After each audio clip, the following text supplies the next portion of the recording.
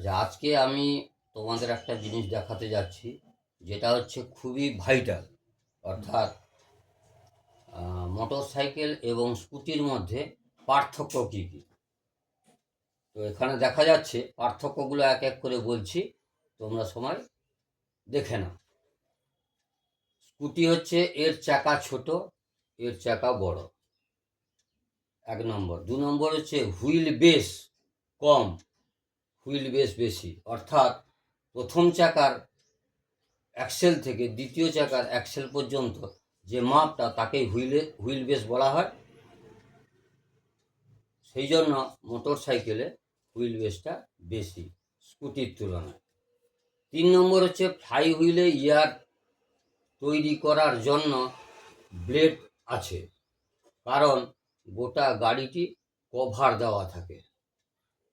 Motor সাইকেলে fly হুইলে ইয়ার তৈরি করার জন্য ব্লেড থাকে না, গাড়িটি চলতে থাকলেই ইঞ্জিনে হাওয়া লাগতে থাকে। 4 নম্বর কি, ইঞ্জিনের অবস্থান পিছনের চাকার শক অ্যাবজারের সঙ্গে ঝুলানো থাকে। আর এর হচ্ছে ইঞ্জিনের অবস্থান বসার সিটের নিচে এবং উহার উপরে ফুয়েল ট্যাঙ্ক থাকে। 5 নম্বর, ড্রাই ক্লাচ এবং বেল্ট সিস্টেম, এর দ্বারা পিছন চাকায় পাওয়ার পাঠানো হয়।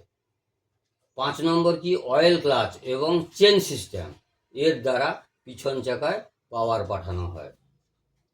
6 নম্বর, ড্রাই ক্লাচে প্রেসার বেশি পড়ে, ফলে তেল বেশি খায়, বেশি লোড নিতে পারে। ব্র্যাকেটে দিয়ে দিলাম। অয়েল ক্লাচে প্রেসার কম পড়ে, তাই তেল কম খায়। 7 নম্বর, অয়েল চেম্বার 2 জায়গায় থাকে, একটি চেম্বার ইঞ্জিনের জন্য আর একটি পেনিয়ানগুলির জন্য। গিয়ারবক্স, ব্র্যাকেটে গিয়ারবক্স দিলাম। এর চেম্বার একটি থাকে ইঞ্জিন অয়েল এবং পেনিয়ানের জন্য। 8 নম্বর, এতে সাধারণত অয়েল ফিল্টার থাকে না, কারণ ড্রাই ক্লাচ। আর এতে অয়েল ফিল্টার থাকে, কারণ অয়েল ক্লাচ সিস্টেম। 9 নম্বর, চলার সময় পিছনের চাকা গরম হয়, কারণ ইঞ্জিনের সঙ্গে অ্যাটাচ থাকে। চলার সময় পিছনের চাকা গরম হয় না, কারণ ইঞ্জিনের সঙ্গে যুক্ত থাকে না। 10 নম্বর, বাম হাতে পিছন চাকার ব্রেক, ডান পায়ে পিছন চাকার ব্রেক।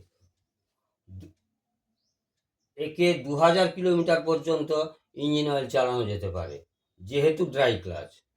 একে 1500 পর্যন্ত ইঞ্জিন অয়েল চালানো যেতে পারে, যেহেতু oil clutch.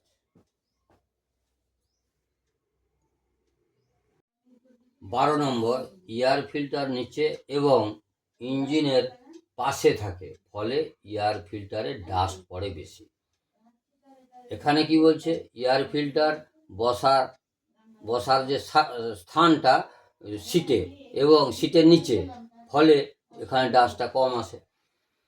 Automatic convert gear, স্কুটিতে হচ্ছে অটোমেটিক কনভার্ট গিয়ার, আর এটা হচ্ছে ম্যানুয়াল গিয়ার, যেটা হচ্ছে গিয়ার চেঞ্জ করতে হয়।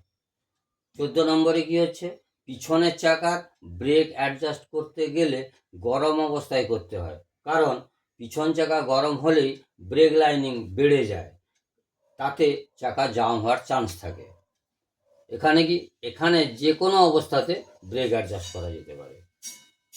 একে ঠেলে স্টার্ট করা যায়, স্কুটিকে ঠেলে স্টার্ট করা যায় না, আর একে ঠেলে স্টার্ট করা যায়। স্কুটিতে ক্র্যাঙ্কশ্যাফট ঘুরলেই ফুয়েলটা যাবে, তাছাড়া যাবে না, আর এটা গ্র্যাভিটি সিস্টেমে চলতে থাকে। যাই হোক, এবারে এয়ার ফিল্টার অথবা ড্রাই ক্লাচ, অয়েল ক্লাচ সম্বন্ধে যদি বিস্তারিত জানতে চান, তাহলে কমেন্ট করে জানাবেন।